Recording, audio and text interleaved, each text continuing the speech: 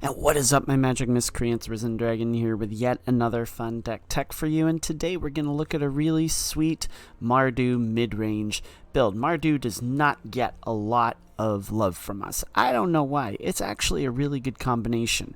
Mardu is basically white, black, and red combined. It's got some really nice synergies. It's got some really fun play to it, and this deck is actually pretty cool. It's actually pretty competitive. It's done really well for me in casual, so let's take it to the ranked ladder now that the season has reset and see how we do. So let's get into the game, shall we? Let's get into the deck tech. We're going to look at Duress. Again, target opponent reveals their hand. We choose a non-creature, non-land card from it, and they discard it. We have Flame Blessed Bolt. It deals 2 damage to target creature, Planeswalker. If that Planeswalker would die or creature would die this turn, it gets exiled instead, so it goes bye-bye. Okay, Destroy Evil. This is a great card with great flexibility. Okay, it can destroy target creature with toughness 4 or greater, so bye-bye Shieldred, or destroy target enchantment. Basically, this can, eliminate a lot of enchantment decks. Good stuff. We have Blood Tithe Harvester. This is a really, really good utility card. Okay, it's removal and also gives us some card draw because when it enters the battlefield, we create a blood token. We can sack it, and target creature gets -X until end of turn, where X is twice the number of blood tokens you control. You activate it only as a sorcery, though. Alright, but this has some fun stuff, and there's a lot of fun stuff with this deck. Okay, we have Wedding Announcement. Gotta run 3 of those. Basically, we create creature tokens. If we attacked with 2 or more creatures, we draw a card. Once it has 3 or more invitation counters on it, which happens at the beginning of our end step, we transform it. Alright, we are also running 3 Lils. Alright, we all know what she does. She's a great Planeswalker. We can discard a card for +1 or -2 is sacrifice a creature, -6. Separate all permanents target player controls into 2 piles. That player sacrifices all permanents in the pile of their choice. Really fun stuff. We have Fable of the Mirror Breaker. Again, this one works really well with Blood Tithe Harvester. We create a Goblin Shaman token. Whenever it attacks, we create a creature token. A treasure token, I'm sorry, it's been a long day. And that's a 2/2. We then can discard cards up to 2, and then we draw that many cards, and then we exile it, and we can just create copies of non-legendary creatures, except it has haste and all that fun jazz. Sarah Paragon. Once during each of your turn, you may play a land card from your graveyard or cast a permanent spell with mana value 3 or less. And if you do, it gains when it's put into a graveyard from the battlefield. Exile it, and you gain 1 life. Now, I have a question about this. Exile it when it's put into a graveyard from the battlefield. So I don't think it affects Fable of the Mirror Breaker. I really don't think it does. We have 3 copies of Wandering Emperor. Again, really, really nice card. It has flash. As long as it entered the battlefield this turn, you may activate her loyalty abilities anytime you could cast an instant. Her +1 is really easy. We just put a +1/+1 counter on target creature, and it gains first strike. We can first strike till end of turn. We -1 and create a 2/2 white samurai token with vigilance, or we just exile target tap creature and we gain 2 life. We're running 3 Shieldred. If you don't know what this card does, well, then you might want to crawl out from under the rock you've been hiding under. Whenever you draw a card, you gain 2 life. Whenever an opponent draws a card, they lose 2 life. Some great synergy there. We are running 2 copies of Jaya. This is a really fun one because we're running so many non-creature cards. The monk that you create with the +1 ability can actually do some damage here, and it has prowess. Which basically, whenever you cast a non-creature spell, it gains +1/+1 till end of turn. Her -1 is really cool too. We can exile the top 2 cards of our library and choose one of them. We can play that card this turn. The -2. We choose target creature an opponent controls, and whenever you attack this turn, Jaya Fiery Negotiator deals damage equal to the number of attacking creatures to that creature. Or -8. It doesn't really affect us too much because we're not playing a lot of red instant or sorcery spells, but basically we get an emblem whenever you cast a red instant or sorcery spell, copy it twice. You may choose new targets for the copy. We're also running 3 Ow the Dawn Sky. We look at the top 7 cards of our library. When it dies, put any number of non-land permanent cards with total mana value 4 or less from among them onto the battlefield. Put the rest on the bottom of your library. Basically, everything in our deck could come into play here. So, we also could put 2 +1/+1 counters on each permanent you control that's a creature or a vehicle, making our creatures that much bigger. Running a bunch of dual lands, some cycle lands. Sideboard, we're running another copy of Duress, we're running 2 Fateful Absences, 3 Infernal Grasps, 4 Braids, 2 Depopulates. Curse of the Shaken Faith is an interesting one because basically if we're up against, like, say, a fast, like a white weenie build, we can put that in there whenever enchanted player casts a spell other than the first spell they cast each turn or copies a spell. Curse of Shaken Faith deals 2 damage to them, so it's kind of a nice little underutilized utility card. But anyways, this is our Mardu Midrange build. If you are new to my channel, we do a best of 1 and then we do a best of 3 just so you can see how the deck functions in both of those environments. So without further ado, let's get to the games. We're against Yesterday in our best of 1 matchup. We go first. We are going to keep this, because what we can do is we do this, put down a swamp, and then we go into Blood Tithe Harvester, Wedding Announcement, and in theory we should be hunky-dory, but see what happens. And we do have a pretty strong mana base, so very flexible mana base. Are you going to Infernal Grasp my Blood Tithe Harvester? We shall see. No, they just do Tenacious Underdog. Ding dong. Okay, here we go. Do I do this or do I do this? I think we do this. And this way, we're going to take this out, just because I feel like it. And if they don't take this out, we do the Sanctum, then we can cast Ow, or AO, and then we can do some damage. But they cut that down. That's what I was expecting, though. I was hoping against hope that they would not, but that's okay. I'm actually going to get rid of one of those. Do that. Oh, hey, that's okay then. Instead, what we do is we do another one of these.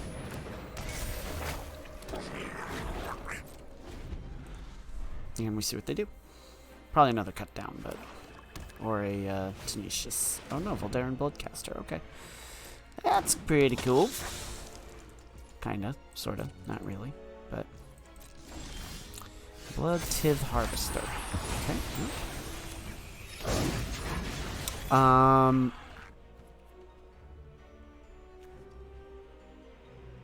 Discard that. Oh, Wandering Emperor is always fun. We're gonna cast this. We're gonna do that. They block. Okay.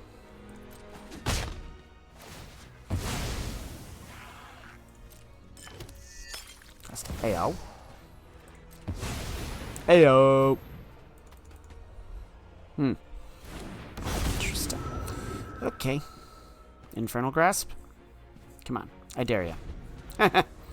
I dare ya. I dare you to Infernal Grasp that. Dare you. D-double dare you Yesterday. Destroy it. Braids. Oh, that's fun. That's cool.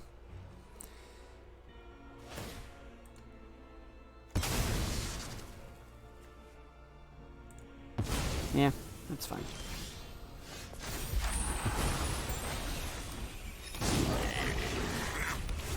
So that'll come in tapped. Let's do this. Can't really... Boom. Okay. Now we've got a big-ish board. Although I'm dreading what they're going to throw at me next. Invoke Despair. Invoke Despair. Invoke. Okay. That's alright. That's alright.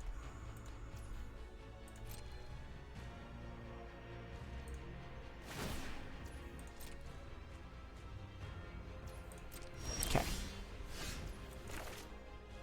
We can do that. Swing with that.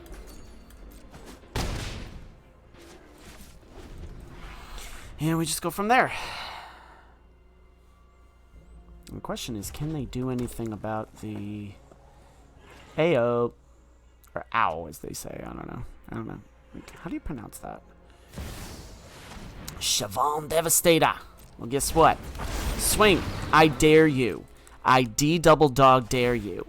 Swing. You're not gonna. Well, alright. You're gonna get destroyed anyways. Boof! Like a mouse. Look at this. Wandering Emperor. I hope you're ready to lose. Show them how we greet our enemies.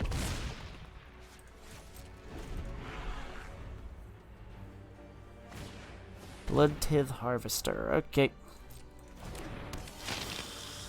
They can create a blood token. I'm okay with that. They'll sack it, and then they'll draw cards. But in reality, okay, Voldaron Bloodcaster. Alright, that could be tricky. But okay. Bye.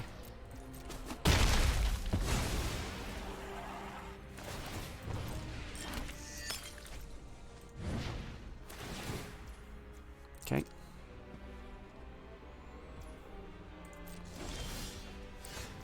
I don't know why you wouldn't do that, but alright. Do this. We must protect the people. Swing. Because this way... Alright. So one of those is gonna... stay. Now they can sack the Bloodcaster and put down the AO, take care of that. But then I get to put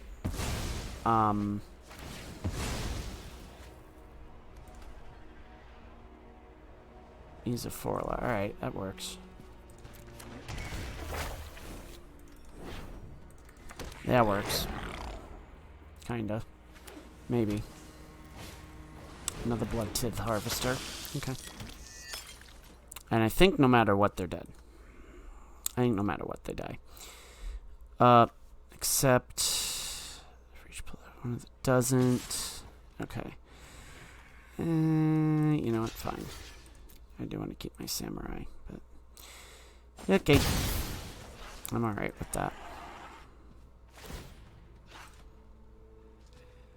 So you can draw a card. Okay. What you got? I have another. Oh. We're going to decline that. That's alright. We'll just do that. We will just do that, I guess. And we win. Alright, let's go to the best of 3. We are against Buntu 420 for our best of 3 matchup. That's a mulligan. That is also a mulligan. You gotta be kidding me. Just our luck. Oh, just our luck. It's alright. It's not the greatest, but hopefully we draw into stuff. Because optimism is definitely one of the traits of a good Magic player. Is it not? Is it not? Let's see. What are we up against? We're up against Mono Red. Let's see. Boros. Interesting. Samurai? Ooh. Maybe. No. Okay, well, Lil of the Veil is definitely going to help here. Yeah, we'll take the hit. I don't care. Boom.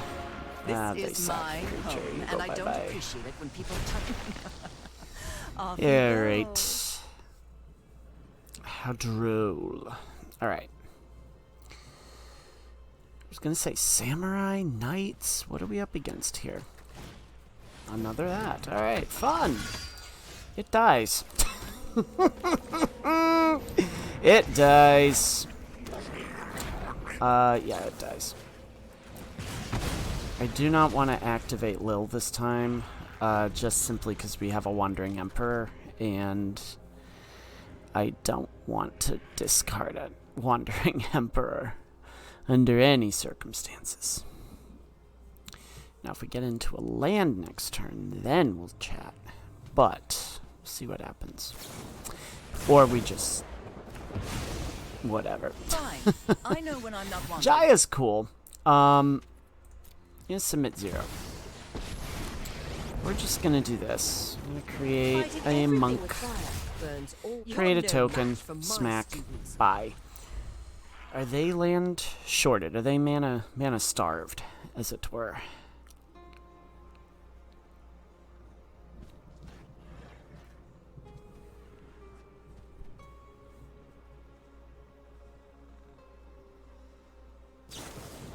Sure. That's really all they can do at this point. We are gonna discard. Oh wait, we don't have to discard. Let's do this. Let's just exile the top 2 cards of our library. Of course, they're both lands. Better than most people plan. You know what? We're just gonna do this. Give that prowess. Make that 3. So there we go. We can start copying stuff next turn if they decide they don't want to scoop. I'm guessing they were mana starved, so let's go to the next game. I think, you know, if we don't get a, because I have no idea what they're playing against, so I have no compunction to change my deck at all. So I'm just gonna keep it as is. Although we are definitely playing against some Boros, maybe some burn. All right, not the best because we're into tap lands here. It's gonna be slow, but I think we might be able to get away with this. We are on the draw, so if we get a land, that would be most excellent. No, we don't, but that's okay.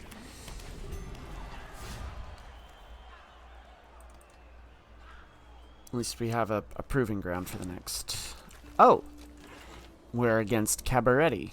Or Naya. Okay. That works. I can work with that. I'll play. Alright, so I'm thinking if we don't draw into a non-tap land, like a regular land, I think alright, well, that's no good, but we'll see. Peeky peeky! I want to see what you got in your hand there, kid. Mr. Bantu 420. What do you have in your hand? Alright, so see, Astor. Do they have anything to play on the next one? Vayashino. Okay. The lightning bolt goes bye-bye. Alrighty. So, what is this? Alright. Cool stuff. Interesting. Now the next question is, do we... I think what we do is this. Tutu Goblino. I'm good with that. Vigilance and Trample, huh? Okay. And they... Oh! That's fun. You know what we are going to do? I'm going to discard these two. I do want to see if we draw into some land here. Which we do. Fun. Let's see if they scoop.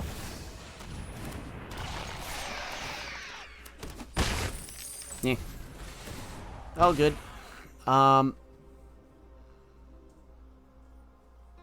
Okay, thank you.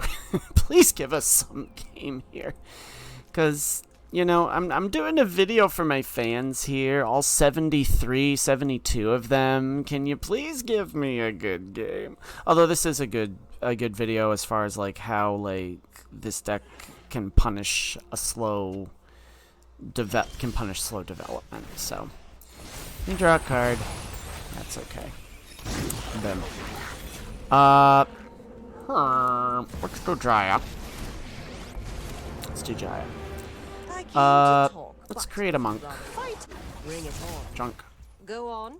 Impress me. So we get a big board, at least. And I think we will draw a card. We'll do that.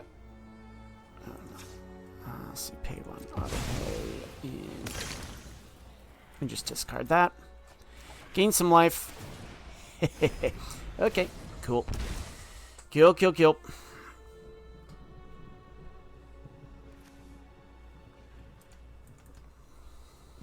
I think they're just like, I'm gonna scoop. But I do think that this deck can show you what this game can show you what this deck can do. I mean, it can be pretty quick. All right. That's fine. Good game. All right, let's go to the postmortem. All right, so this is the Mardu mid-range build that we have developed here. It's got some really nice flexibility to it. As you saw in our best of 3, you can actually get off to a slow start.